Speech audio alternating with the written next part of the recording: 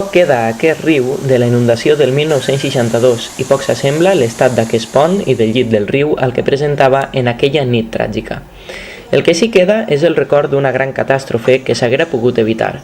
Fa 50 anys, una forta tempesta va fer pujar el nivell de l'aigua als rius i rambles del Vallès, un fet que va provocar la caiguda de cases que hi havia consentides per l'autoritat franquista al curs de les aigües i de ponts degut al seu dolent manteniment.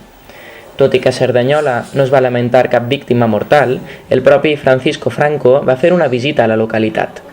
Aquest any, quan se celebra el 50 aniversari del fet, l'Ateneu de Cerdanyola recull una exposició d'imatges de la riuada baix el nom Plou a bots i barrals, amb un documental que des del dilluns també poden trobar al YouTube de l'Ajuntament.